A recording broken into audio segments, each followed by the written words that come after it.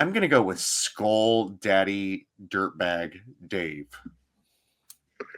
Jerry Jeudy. Is that who I picked? I don't even remember who I picked. Justin, thank you so much for putting that up there. Because I thought I was going to have to text him on the side. I was about to say, who did I pick? Because I don't have my notes in front of me. I have no notes, actually. I have all of them. I have all of them ready for you.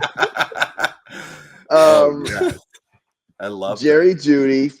I don't know the numbers. I don't know where he finished. God. I know he was a top 10 receiver at some point during the season. I will say he finished. Let's just be real. He was amazing when Jameis Winston was there. He was unstoppable when Winston came out.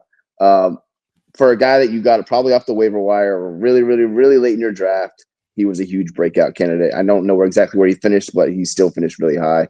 And he helped your team all season long. So he's somebody that I don't even think I had him on any of my teams because I had no interest in him. But he broke out in a big way. And I always know he had talent. He just had nobody. The teams were just terrible. So it was nice to see him finally have a big season. Yeah, he sucked his whole life. Honestly, let's be honest. So,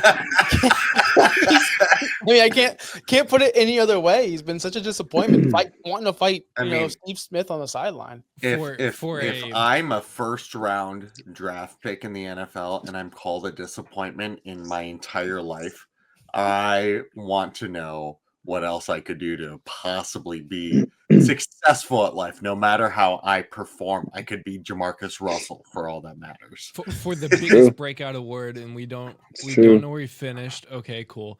The first statement was when he was playing with Jameis Winston, who didn't play all season. He was great. That doesn't give me the entire season. He didn't play the entire season, so that Dave, you're wrong here, man. Who's next, Topher?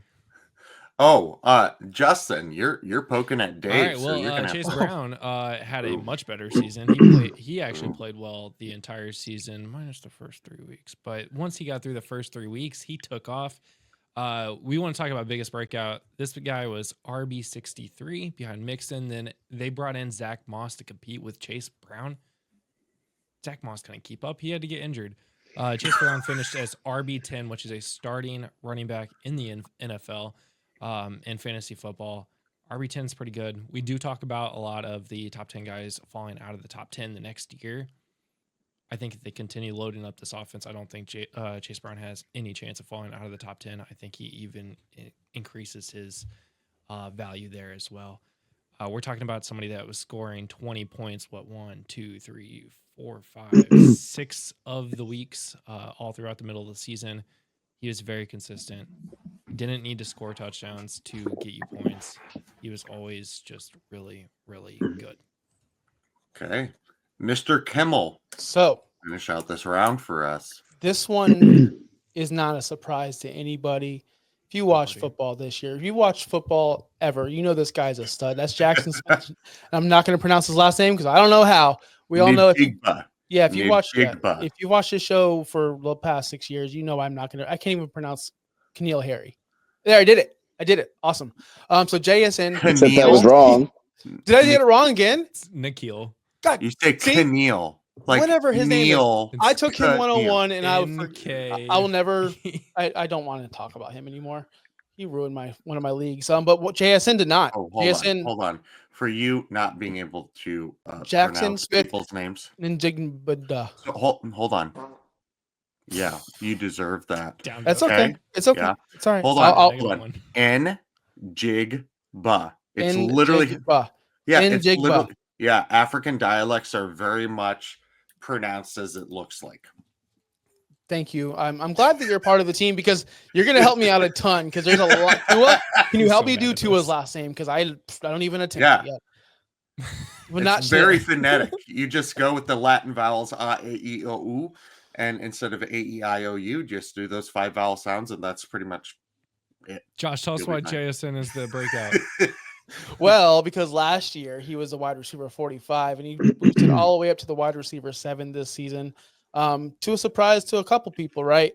Tyler Lockett took a huge step back this season, of course. He went from 122 targets last year to 74 this year, whereas JSN kind of flip-flopped that. He was around 74 last year, bumped up to the 100 mark, which is what we want from a wide receiver 1, of course, on our fantasy football teams. The targets was a huge thing. 137 targets. He had a 73% catch rate this year, which is pretty good for wide receivers. You want to see that. Touchdowns stay the same. Like, that tells me that he's not going to fluctuate year to year from touchdowns. He had 4 last year, 6 this year. So nothing crazy. Didn't get a huge bump up in touchdowns to make him better. It's just the target's worth. And then, of course, the yardage that come after that. I really like what he has going on with Geno out there because his catch rate. We talk about it. He's on a George Pickens. He's not going to make that spectacular play, but he can. But they don't need him to do that. They have DK Metcalf for that. So he is literally taking this Tyler Lockett role and running with it. And I think he is going to succeed DK Metcalf, and he's going to be drafted above a DK Metcalf. And that's why he's my biggest breakout. Not only is he breaking into to the top 12, he succeeded his own teammate in doing so. So JSN for me is the breakout of 2024. Okay. And the winners. The winner is, I'm going to have to give it to JSN right there. Chase Brown was a close second. Jerry Jeudy was a close fourth, maybe a close fifth. So, so I'm going to give that to JSN. Keep your head up, Skull Daddy Dave.